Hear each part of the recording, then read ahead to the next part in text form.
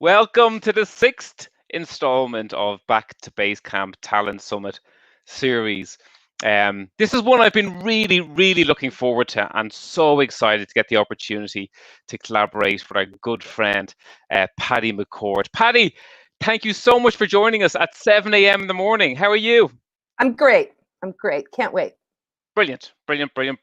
So for most of you, you know Paddy, you know her work. I know I've got a lot of messages, Paddy, of people who've been long-time admirers and again have pinched so much from the work that you and your team have done and have applied it. And people have mentioned the impact it's had on their business. But for those who probably don't know the full breadth of Paddy's work, world-renowned TED speaker, author, co-creator of the Netflix Culture Deck, HR disruptor, and a dear friend of Talent Summit and of mine. How have you been since we saw you last in San Francisco 3 years back, Paddy? Ooh, I've been traveling a lot until the pandemic happened. I was just all over the world talking to big companies and small companies and women CEOs and HR groups, and it's been really wonderful to see the similarities of what we're all going through at work, no matter where I go. So I got a lot of good trips out of it too. Good. Well, we had a great time with you here in Ireland, Paddy. Yeah, we did. I remember when you were on the radio here on George Hook, I think it was, and That's right. my dad rang me afterwards and he said, that lady is very impressive. He goes, oh, who? He said, the Hoover lady. I said, what are you talking about, Dad? And he said to me, he goes, that lady from Nilfisk, they're doing amazing things, aren't they? I said, Dad, it's Netflix. It's Netflix. So, on a related story, yeah. An HR VP that I worked for like 25 years ago is British, and he sends me an email and he's like, hey, Patty, it's Dick from, 1984 or something like that. And he said, I was vacationing in Ireland. I was driving around listening to George Hook, and it was you. He's like, I couldn't believe it. Get I away. hadn't seen this guy yet. He was just like randomly driving around. That was a crazy interview, wasn't it? That was funny. Well, he's a crazy guy. He's a crazy guy. Yeah. He's a crazy guy. So look, thank you so much for taking the time, and genuinely great to catch up.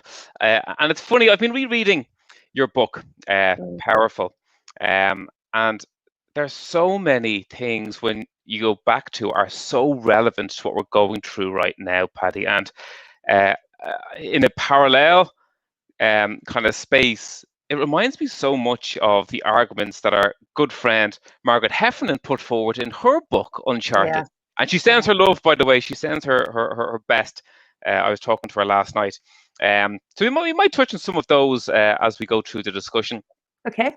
So Netflix, it's become the cliche case study for disruption, hasn't it? And I think more than that it's been one that has endured. And I think it's up to this day, it really has stood the test of time around its constant, permanent reinvention. And a lot of people will also cite the work that you led around the organization transformation and how often you guys pivoted, to borrow a term from Silicon Valley, and how that's worked very effectively over time. So what I'd like to do is maybe to peel back the layers of how important that work is now, what it can do to drive competitive advantage in the short term, but ultimately to enhance the working lives of our people in the long term. So that's what I'd love to do over the next hour or so, Paddy, if that's cool with you. Let's do it. Great. So a good place to start is at the start. So you got a phone call in the middle of the night back in 1997. Who was it and what did they want? Well, it was Reed Hastings, and Reed and I had worked at a company before that, and that company was acquired, and during the acquisition, they did what we did whenever we acquired any company. We kicked out all the execs. So he was investing in a bunch of companies because he made a lot of money, and I was consulting. So he called me in the middle of the night, 2 a.m, and said, "Are you sleeping?" And I said, "Yeah, geek, I'm normal. It's 2 o'clock in the morning. What do you want?" And he said, "Well, Mark and I are doing this company called Netflix, and we kind of got it up and running, and I'd really like you to come join us." And I said, to do what? I mean, what do you have, 30 people? He's like, be my VP of HR. I said, you don't need a VP of HR. Go back to bed. I'm like, no, I don't want to do this. And he said, why? And I said, because I'm consulting and I hang out with my kids, and I don't want to do another startup with you. I know what you're talking about. Call somebody else that doesn't know what a 30-person startup does. And I'm making a bunch of money and my time's my own. And it's a really stupid idea, Reed. I mean, DVDs in the mail, that's what the business was then, only in the US. And DVD players cost $1,000. And I only knew 2 people that had one. One of them was him. Right? Yeah. And he said, no, it'll be really great. And we could make the company we always dreamed of. Okay, so then I'm awake. And I said, well, if we did that, how would you know? And he said, well, I'd come to work every day and I'd want to do this work with these people. I said, oh, that's compelling. And he goes, what about you? And I said, wouldn't it be cool if we were a great company to be from? Like if it was on your resume, it looked cool.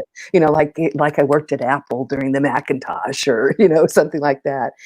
And I didn't know then that flippant remark would kind of become the basis for my whole HR philosophy from that point on. And so, I consulted with them for a month or 2, and then I was totally hooked. So that's how it all began. Did you go back to sleep? Yeah, I did, but what we decided to do from the very beginning that was different than what we had done before, because, remember, the company we worked at before was very traditional, and we grew through merger and acquisition. And what I did was I took their employee handbook and our employee handbook and smashed them together and made a bigger employee handbook with more guidelines and policies, right? So by the time we acquired 4 companies, it was a big fat employee, and it was online or something. We probably did word searches or something. But what we decided to do that was different was we decided to write down who we wanted to be. And that was the difference. That was the beginning. That was the birth of what became the Netflix Culture Deck. And the reason the Netflix Culture Deck was what it was that Reed liked to think in PowerPoint. I like this. So just on that point, so let me just pause there for 1 second. So I'm just observing around our community in Talent Summit. And we've probably just received that phone call, or this crisis has cast upon us an opportunity or an invitation to reimagine the type of companies we always wanted to be from. And it presents that very opportunity that woke you up at that time on that night, Patty. You mentioned the slide deck, and it itself has become the blueprint for not just a culture code for so many other successful businesses, but effectively became the plans for transformation. And so many companies have looked to it, and I know it's become the most viewed deck on SlideShare, over 20 crazy, isn't it? Crazy. You can discount 500 of those because that was me. So, but what I find I've looked at it like maybe 10 years ago, and I looked at it yesterday, and so much of it is so relevant today. And I'll give you a little story before we get into it. We did an exec ed program for our leadership at Sigmar with a business school in Dublin. And we had a session, so we had like a half-day session on HR. And the opening question to our leadership team was, can anyone in the room tell me whose values, I'll ask you the question. So what company has these values, Patty? Integrity, communication, respect, excellence. The answer is? Enron. Yes. So we all put our hands up really slowly. And he was amazed looking at us. And he asked, well, somebody, who is it? And they said, Enron. And they said, how do you know that? We said, well, it's in the culture code. And do you know what the content for the exec ed program was? It was the slide deck. So we got onto it very quickly that you're a good friend of ours, that we'd spent a lot of time with you. So we spent 45 minutes talking about you and us telling him about you. Yeah. So that was our exec ed HR program. It became a discussion about the Netflix Culture Deck. So yeah, a couple of things about that everybody should know. One was it took us 10 years to write. Well, Okay. yeah. And Reed and I didn't write it. I mean, here was the process. We'd have a one-on-one and he'd walk in with his laptop and he'd have written a couple of slides about something. And he and I would spend the one-on-one saying, so the first thing we said was, let's go off, and this is how the Enron thing came out. Let's go off and have an executive offsite like you guys just did. And let's write our values. And I said, let's not. I mean, if you want me to do t-shirts, we can write integrity on a t-shirt and that'll be fine. I mean, we got a lot of work to do, and this seems like a big waste of time because every time I've ever done it in every single company, it's ended up to be this big wordy platitudes that nobody ever does. And I said, you know what I will do? Let's go offsite and let's write down what we want people to act like. Let's write behaviors and let's write them in a way so that you know it when you see it, right? It's not integrity, but we don't really mean it. We're going to cheat everybody, right? It's like, what is that to us, right? So if you go back, you went back and read it, that's the first chapter of the culture deck. So we did it. We went back to our executive team and did it.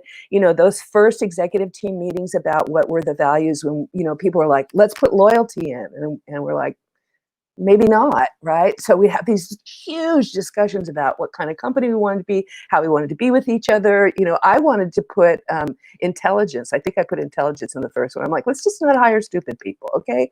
Can we say that? So we rewrote that section 6 times. Well, when I was there, right? Okay. So then what we do is then we'd roll it out to the rest of the company and people could comment and we could change the words because it was a PowerPoint. Right? We didn't go chisel it in stone.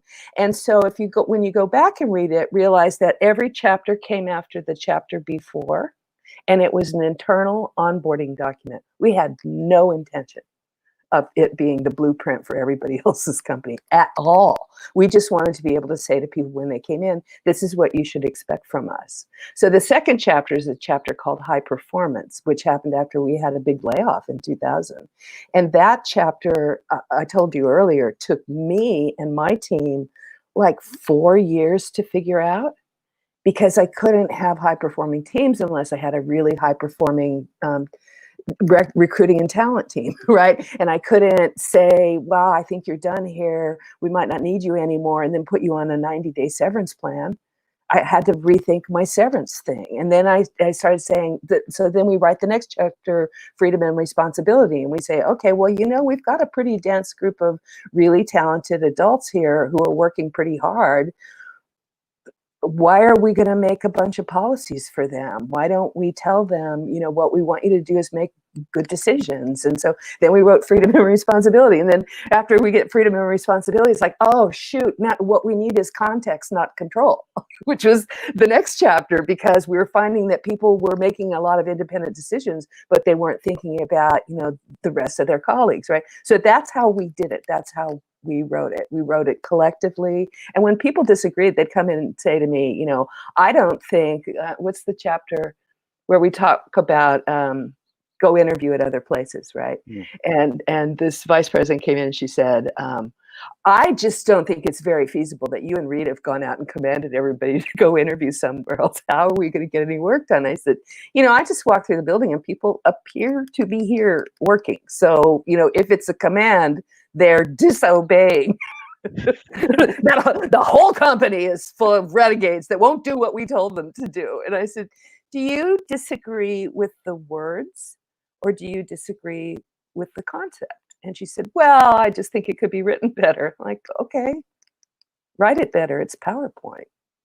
I love that. And the way you're describing its evolution, Patty, it reminds me of Margaret Heffernan, who we mentioned, and she argued the point of crowdsourcing to get to a legitimate decision. And it was the process of diverse views of those that impacted most that really gave legitimacy to the decision. So do you think the process of how it came about made it more legitimate? Absolutely. And you know what I'm thinking about as you're saying it, we just didn't have the word crowdsourcing then. Yeah. Right. Yeah. We just said, you know, this is not a series of commandments that we're rolling out to you. Right. I mean, that's the other thing that I think in retrospect, a lot of things I've learned about what we did, I learned from walking away. Yeah. Right. So when I look back in retrospect, it was because we when we sat down with people when they first started and went through the deck, we would say, look, this is not for us. We're not rolling this out to you. This is your guide. Yeah. And this is what you should expect from the leaders that you have. If somebody's not behaving according to the way we've decided to collectively organize, then you have a right to call it out, right? And you have a right to change it. So, that's 10 years of work writing it. Yeah. If I give you the word crowdsource, I think what you guys at Netflix have given the world is Netflix and chill. I don't know if we should go there. I don't know if we should go there. I don't know if we should go there. I'll reel it back in, Paddy. I'll reel it back in. Yeah, reel it back. For sure, for sure. You mentioned freedom and responsibility. So building a culture of freedom and responsibility. So that's part of the title of your book. I feel like your promoter, Paddy. But it's there. You're doing good. Good job. So thanks. And it's also the title, I think, or one of the first pages in this slide deck. It was very much front of mind for me in all the conversations we've had on this Back to Basecamp series, Paddy. A lot of discussion around dislocating the workforce from the workplace and going distributed, and what that means from a trust perspective, and also means from a micromanagement to macro management, and that big leap of faith maybe for some companies. And we all know the lip service we and the words we should be using, and how we need to empower, a word you don't like, our people.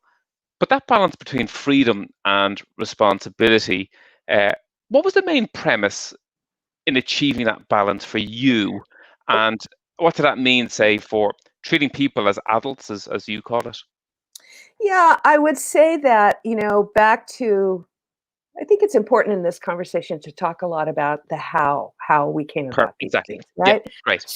So as I'm walking through that scenario, right? So now I've got, we're very clear about how we want to behave with each other. We've really worked hard at having what we call talent density. Really, not as many people, but really smart people who really love the problems they're trying to solve and are really capable of solving them, and are adults. And I don't mean old. I mean, responsible people that say what they're going to do and do what they say. So, right. So then we went public. So there's a backstory to it. We went public, and then the lawyers show up and the auditors show up, and, the regulators show up, and they say, here's the policies you need to put in place, right? You're a grown-up company now. Here are the policies that you need. So we get the travel policy and the vacation policy and the sign off by finance for every time you spend a dime policy, right? And I thought, well, if we really do have these adults, why am I going to give them policies that treat them like children? Why am I going to ask a PhD in math to go and require permission from somebody in accounts payable to spend more than $10,000? They know what greater than 10,000 is. Right? PhD in math, right? And what they're going to do if they need to spend $30,000 is they're going to do 3 $9,000 invoices, right? And I'm like, do I even want a nanosecond of that brain working on that? And so, but this is a great example of how you really think about it. So I thought, well, we do kind of want to keep track on what people are spending. we do, if they have a company credit card, we are going to need receipts. And then, so we said, and this took me probably a year with our CFO to say, why don't we swap out all those people whose job it is to say no? Because if your job is to approve stuff, your power comes from saying no. Yeah.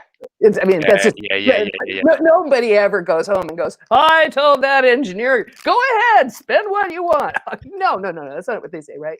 So we had to switch it to embedding people into the organization so that they were there when the teams were talking about money and saying, hey, by the way, we budgeted for $10,000 per, and our run rate's 12.5. So how are we going to think about swapping that out, which was a way of effectively teaching the organization, here's how budgets work, right? So the particular discussion about freedom and responsibility was probably happened over 6 months to a year with our management team, because Reed was a big fan of let's just be free, right? Let's just trust everybody to do the right thing. And I said, well, you know, there's a problem in that, because one of our executives, if he has to, you know, work in New York, he'll go camping for 6 days, you know, and the other one's going to fly private. It's like, so, but based on what? And the underlying principle of freedom and responsibility is act in the company's best interest. Very good. Very Right. good. So the really critical part of freedom and responsibility is to understand why you're there. So for example, I would tell my HR team, yes, we are a service organization. It is not spelled SERVANTS. And the people that we serve don't work here, right? We serve the customer. We Right. serve your mom. We serve, our job in HR is to make sure that we've got unbelievably talented teams with tons of freedom to create incredible experience for our customers.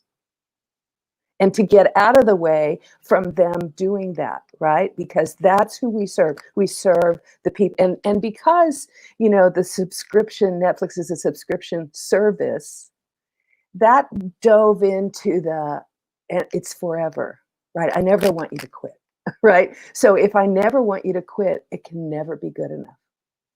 And I like, yeah. I like that, and I know you think differently about people in the workforce about never quitting, which we will come to. But I also saw that come to life in other organizations that you've worked with, and one that's very much front of mind is HubSpot, a big operation here in Dublin, Paddy. And I know you've worked with Dharmesh and with Brian and Katie and the team.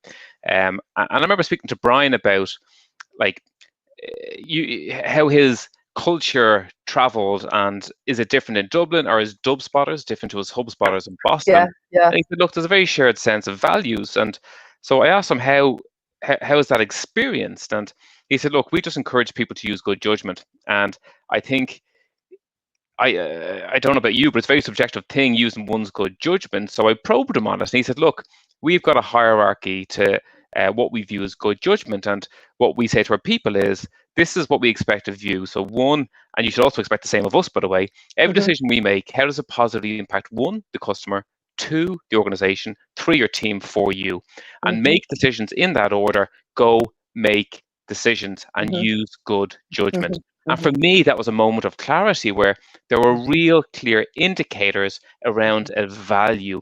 And I know that was born, and much of their content was born from the deck, and also from a lot of the work that you did with them, Paddy. I also think it was because of when our companies evolved.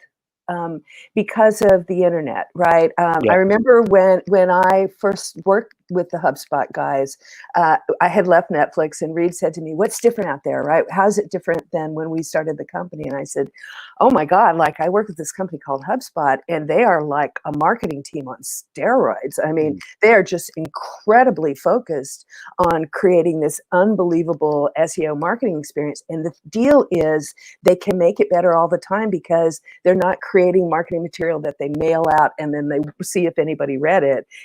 You know, the internet makes everything interactive and makes the feedback loop almost instantaneous. And so I remember talking with Dharmesh about that. Dharmesh, I called, for years I was on the HubSpot website as pen pal and advisor. Because Dharmesh would write me these long, you know, huge emails all night. And I wake up in the morning and go, uh-oh, somebody didn't sleep. And we just email back and forth. But I think it was that moment when we realized, oh my God, we're in contact with our customer. Back to crowdsourcing, right?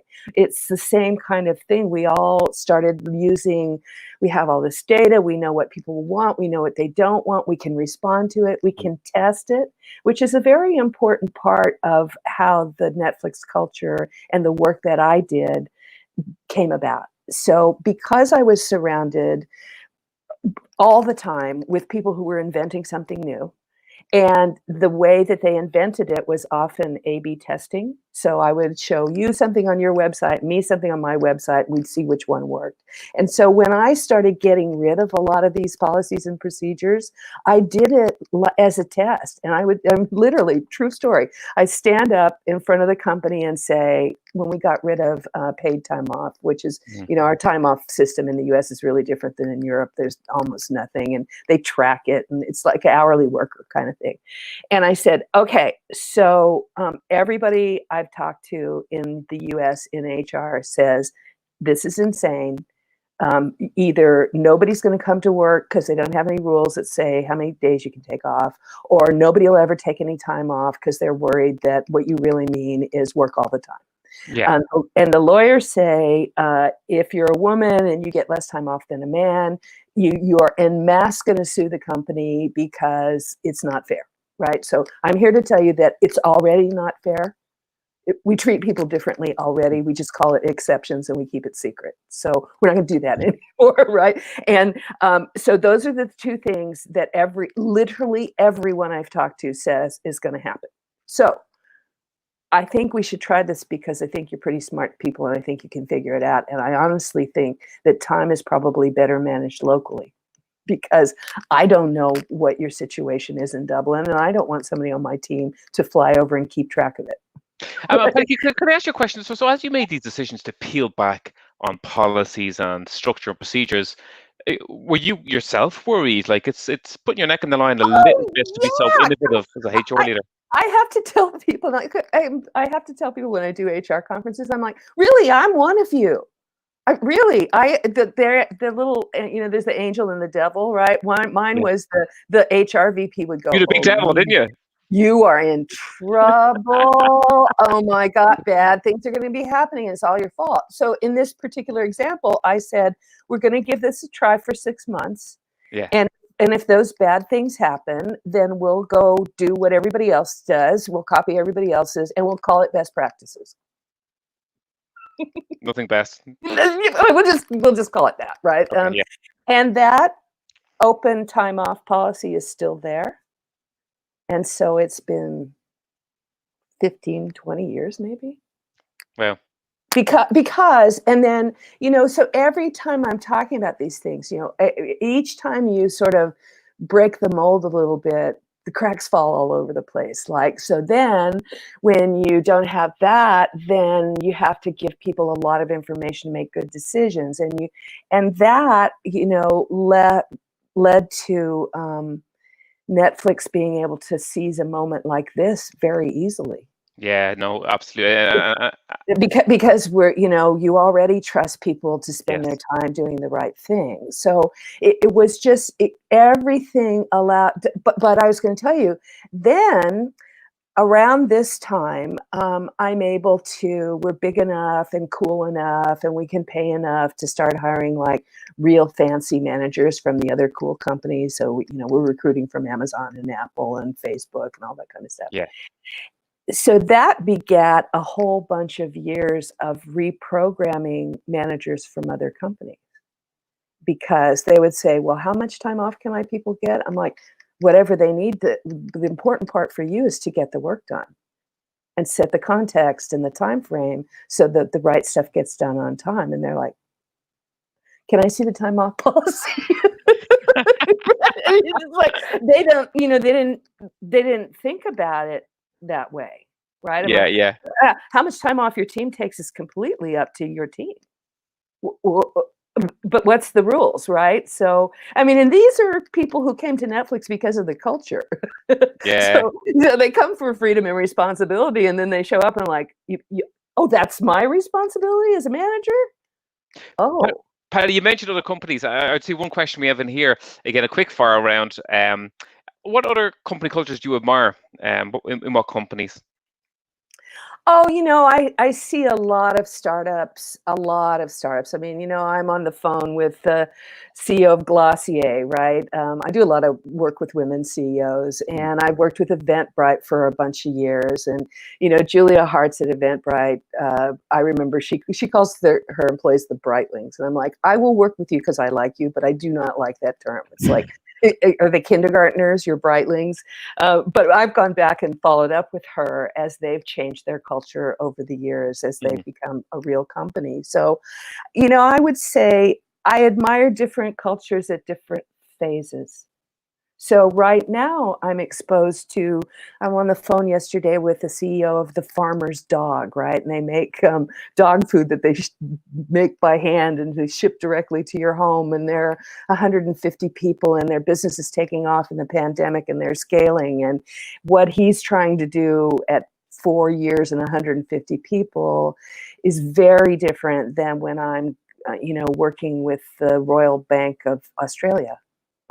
Yeah. Who are saying, gee, our future is digital and it's in the cities, and our reputation is around, the outback and didgeridoos and kangaroos. So, and they're regulated and it's political, right? And it's 100,000 people, right? Yeah. So I just admire anybody who's working on it. That's fair enough. But Paddy, each week we bring in a view from the ground. So we invite a guest contributor in to kind of mix up the conversation and to kind of give us an independent view, I suppose. And this week we're joined by your good friend, Michelle Fogarty. Hi! I'm so happy to see you. I know. Sorry, Rob, you can go now. All right. Mic drop. You're just waiting on each other. It was. Oh, this is such a great surprise! Yay! Big part. I know. Sorry. Okay, Rob. Sorry. I feel like a spare. Come here. My show. Your job is to go get drinks. Yes. No water. I promise. For our listeners and viewers, so Michelle Fogarty is one of the co-founders of Pep Talk, one of the most exciting kind of HR, tech, well-being, engagement companies here in Ireland, and formerly a fellow HR disruptor and troublemaker at Twitter and Tyco and Blizzard. Michelle. Yes, my dear. Right. I'm actually really struggling to concentrate because Paddy's here, but I'm really going to try. Let's do it. For like a few minutes and then you can kick me off. Right. I've had 3 authors on the show in the last 3 weeks, and I want to ask you this question. So the first one was Rory Best we had last week. He was the captain of the Irish rugby team, Patty. How many times do you think in this book he mentioned Ireland? You're not going to get it. 365. Okay. Margaret Heffernan, lives in the UK, spent a lot of time in the US, not of Irish descent. How many times does she mention Ireland in her book? Probably 7 times. 7 times. How many times did Paddy McCourt mention Ireland? Here we go. Zero. Michelle Fogarty, you were my co-conspirator 4 years ago when we had Paddy in town. You had one job. It was to get Ireland mentioned in the book. How did you get on? I failed dismally. I didn't get her arrested because I thought that would be the best. And that didn't even work. It didn't. So you're lucky to be back. Good to see you, Michelle. I promise. She tried. She gave it a very good try. It's not like we didn't work on it. No, we did. We worked a lot. Yeah. Look at the HR stuff, Rob. Sorry, I'm really conscious of. Let's do it. So come here to what are you seeing on the ground? What are you seeing on the ground amongst a lot of your clients, and what's the new music like amongst HR leaders? Yeah. And Paddy can come in because she'll come in anyway. I think, if I be honest, I see the majority of them who are sitting delighted with life going, we now work remotely. And there's a big part of me going, yeah, you're technically working remotely, but you're not really working remotely. Mm-hmm. There are a couple that are just really busy trying to get back to normal. And then there's a whole load of people, I think, that kind of know there's an opportunity, but maybe don't really know what to do about it. Mm-hmm. And I think what I'm certainly seeing on the ground is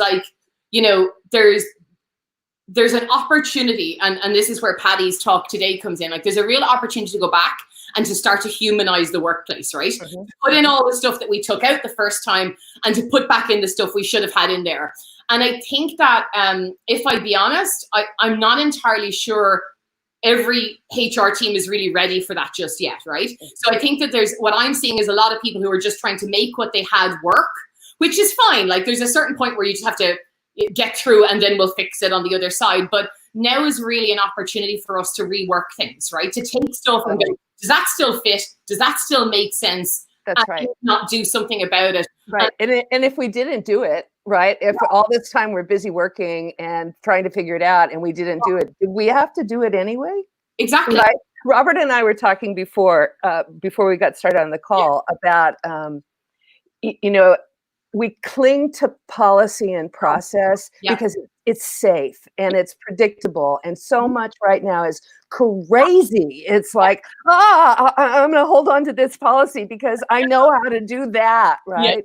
Yeah. But, I'm talking to people all over the world now, and they're like, yeah, that annual performance review, like, why would we spend time at home doing this? Yeah. Right.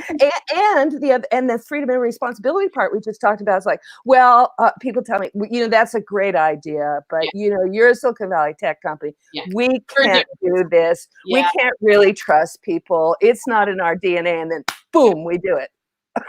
And don't you think, Patty, like I was kind of saying this to Rob yesterday, the one thing I feel that COVID has done, as much as there's so many negatives and we all know that and nobody's trying to minimize that, but like what I love, the one upside to this is that from a pure talent perspective, it's taken away all the crap of like, I work for this shiny company and we've got foosball tables and massages and yoga.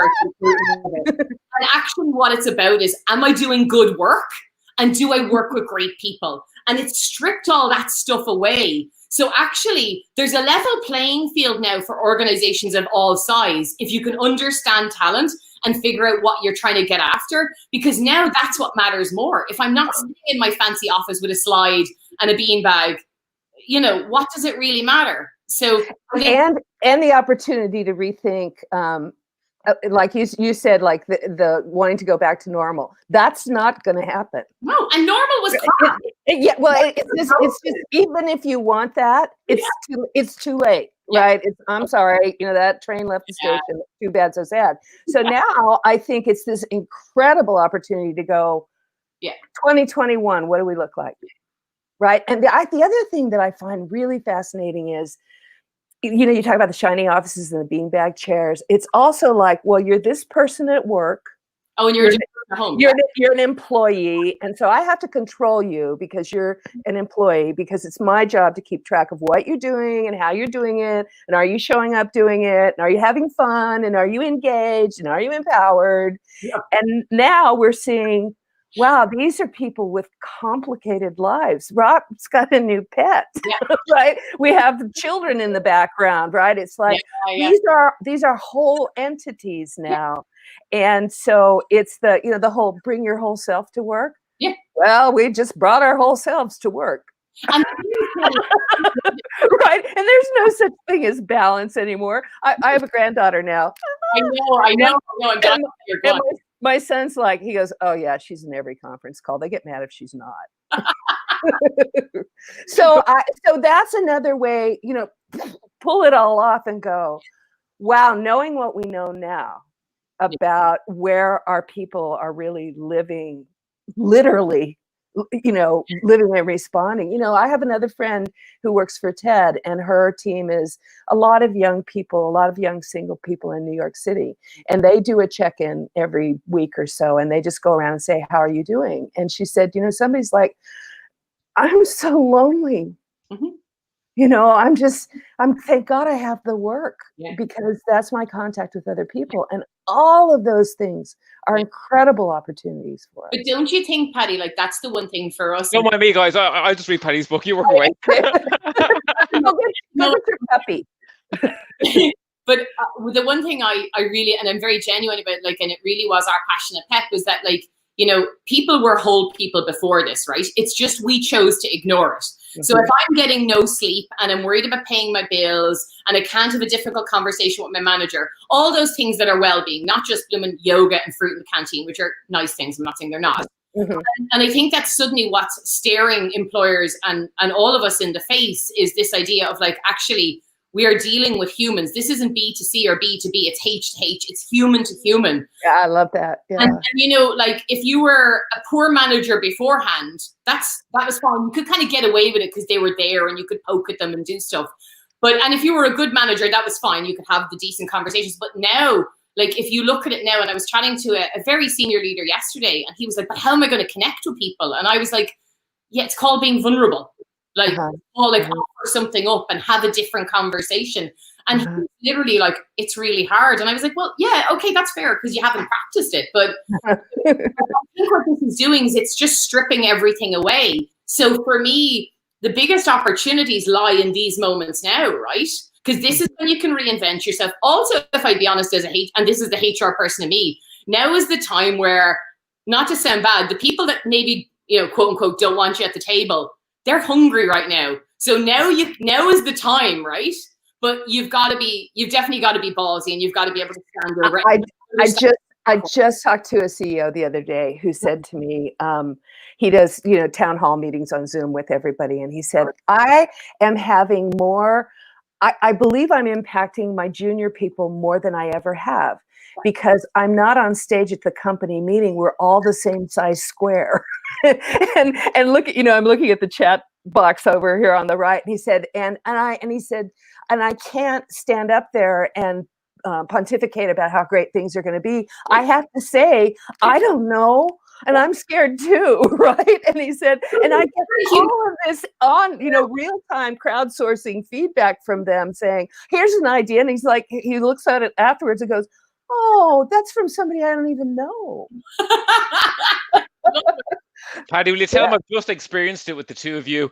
This is democratization at its best. Okay, can I ask you one question to two of you while I have you?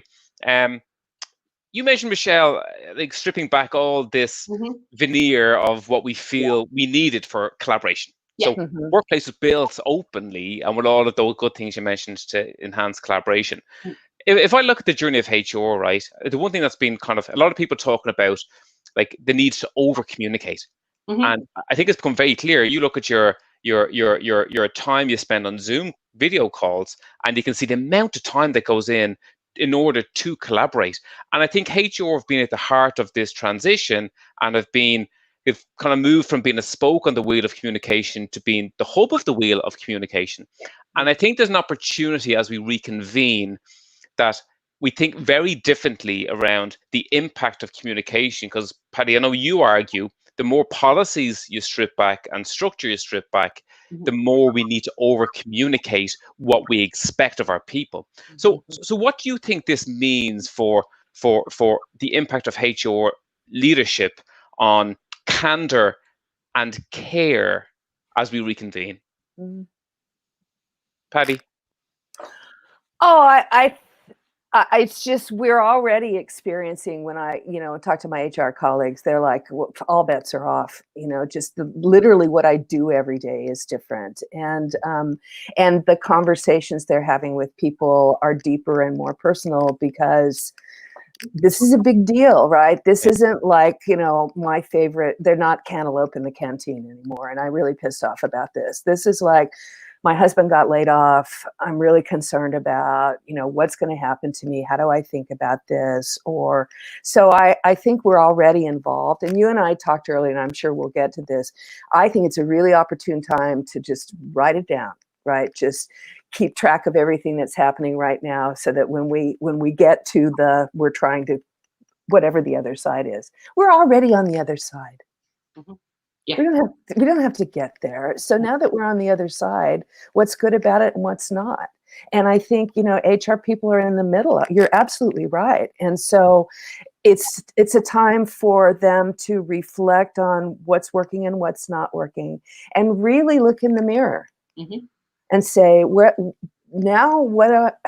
do I matter? Yeah. Right? Well said. Michelle, for you? I can't hardly follow that. Like that was a setup. Yeah, look, I mean, I know it's probably a little bit of my style, but like, I think you have to be ballsy, because I think this is the time that's going to make or break HR. And I'm not saying that to scare HR people, but there is a reality for me. I am a proud HR person. I've come out of HR, right? I'm running and owning a business now. And I'm telling you now, guys, we are not looked at well. And we all know that, right? And we can all argue why it is and why it's not. But the reality is, it is what it is. And as Niall and our team will always say, you have to start where you're at. Yeah. And the thing for me is like, all right, quit the whinging. You now have a seat at the table. You're now lying on the table, right? That's right. Now is the time to take everything you've learned and to actually do something about it. Because I'm going to argue here, if you can't develop your HR function off the back of this, quit and go and work in something else. Yeah. Like literally, it is at our feet as HR people to reinvent things. And I can tell you, I've seen it. I've seen organizations that we might have talked to about what we do for months and years even. And in telling you now, within 10 days, they can sign up, everybody's on board and we're off to the races. So that tells you exactly, all bets are off. Anything is possible. But what I've learned in HR is you've got to show a big enough reason to do it. Like, why do you want to go through that pain? And that's you know, the other thing I try and talk to people about is that, you know, I have this I'm always getting invited to these conferences to talk about innovation, right? And the digital revolution and innovation and the future of work. And I'm like, okay, so all this stuff. That was the conference we invited you to speak at 3 years ago. Wasn't that the one? No, but it's the biggest innovation we can do in HR is to stop doing stupid stuff. Yeah. Just stop. You don't have to reinvent it. No. You know, you don't have to replace it with something else. Just stop doing it if you can't explain why it matters. Yeah. Okay. And then start thinking really hard about what matters and do that really, really well. Right. I mean, you and I talked about this all those years ago. It's like, look, the talent pipeline is that's what you're responsible for. Yeah. You're responsible for unbelievable excellence in putting the right people in the right place at the right time. That's it. No, Rob. Can I pick up with you on that, Paddy? Michelle, you're getting too much fan mail for my liking in this commentary box. Could you please go cause trouble elsewhere? Thanks a million for joining us, Michelle. Okay. Well, I'll talk to you during the week, Paddy. All right. Okay. Bye. Bye, Michelle. Thanks. She's brilliant, isn't she?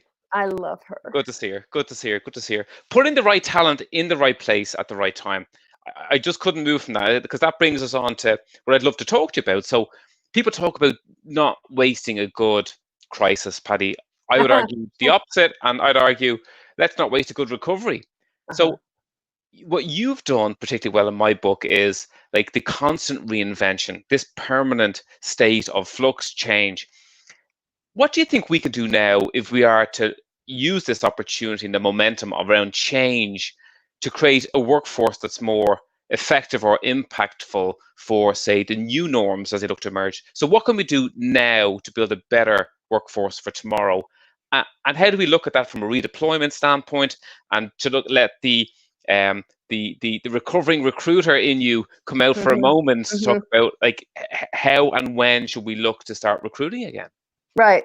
Well, let's start with the fundamental premise that we talked about earlier. You want to use this time and whatever you're doing during this time to create experiences that are resume worthy, CV worthy, right? Yeah. So you want to be always thinking about a great place to be from, okay?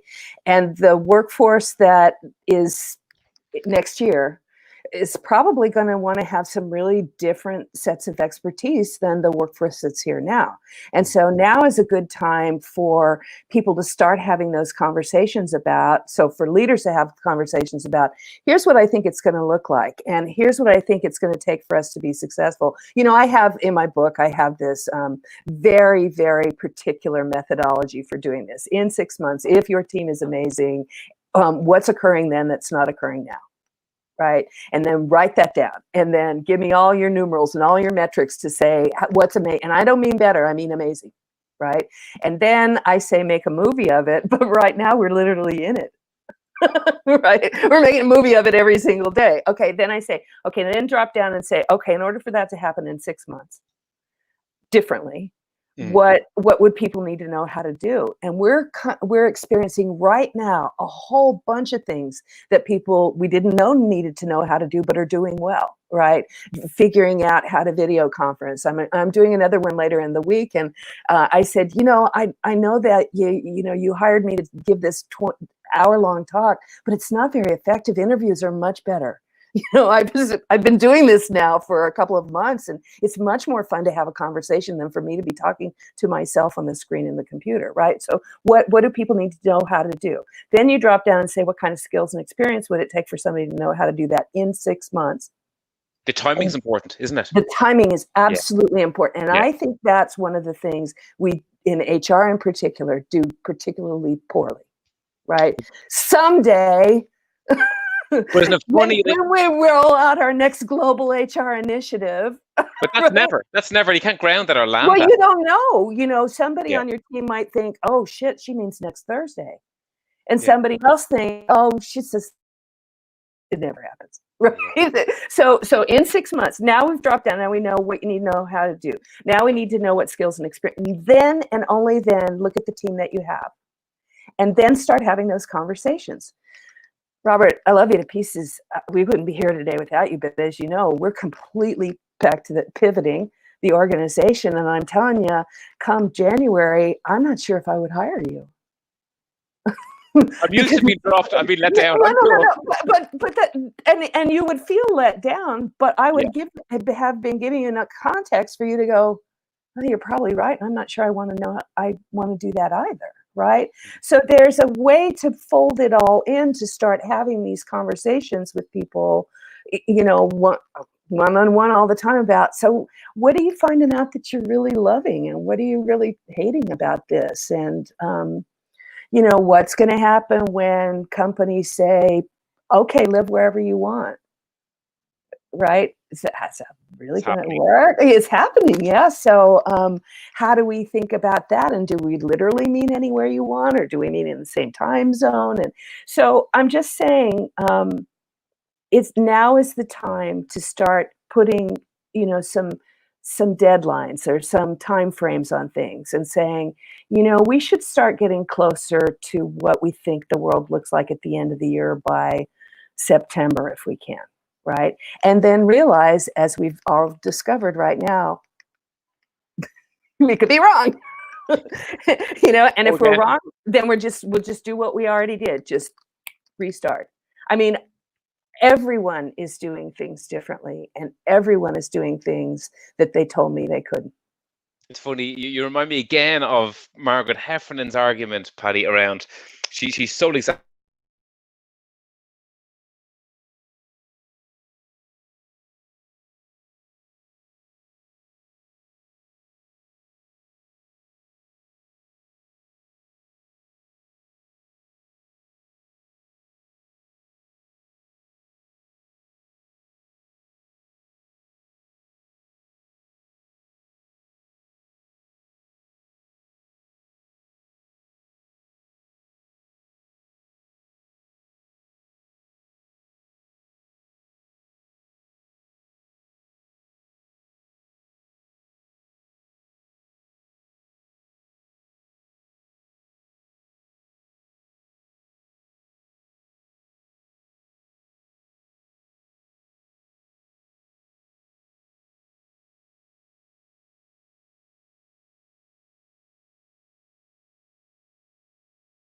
Son and his buddies are all in their mid-30s, and they're all grew up around here. They all went into tech. They all lived in San Francisco, right? My son and one of his buddies they both had their first child, right? But one is in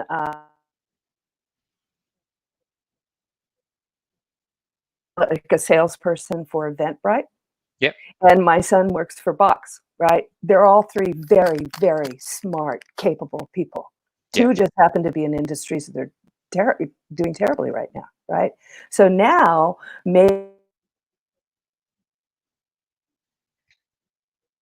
what are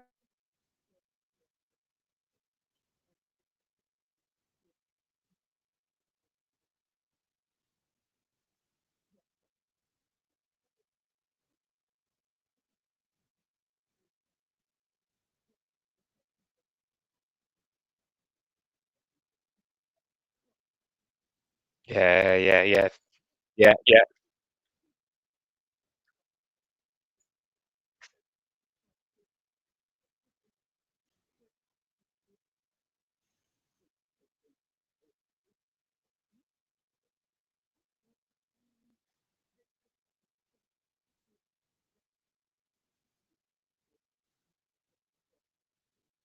and not performance related. Yeah.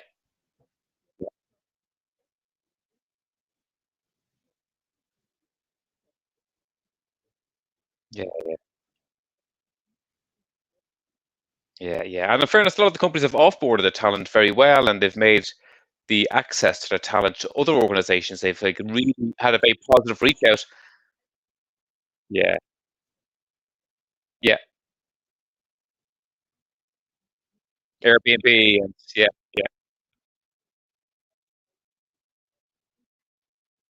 Yeah, for sure. Can I pick up on one final theme, if I may, Paddy? We looked at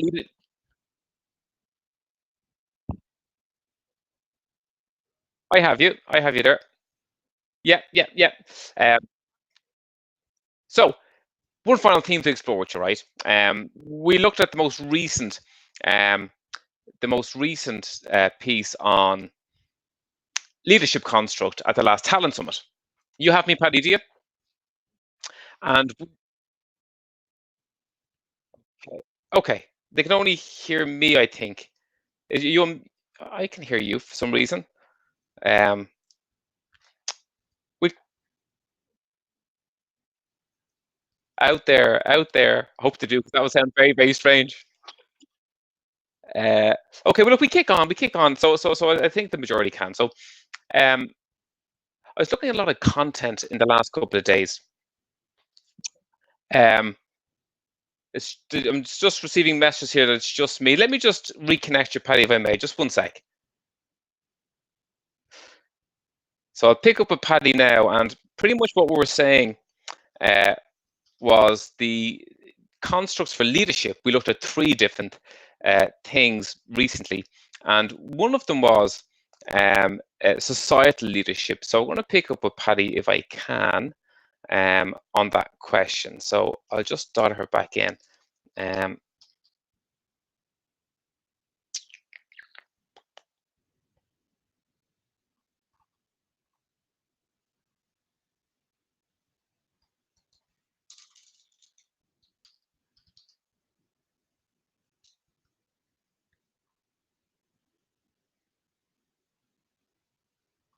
no, I think she's beyond us, I'm afraid.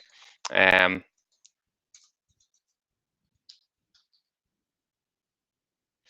try it one more time. Sorry for this, folks. The challenges of live broadcasting.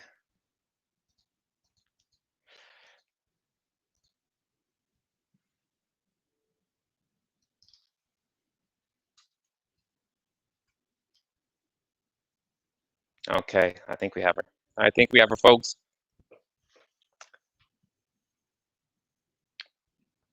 Accepted and connecting. She'll zoom back in now. I'm back. We have you. We have you. We have you. Yay. Live Okay. TV, Paddy. Live TV. So here's the question.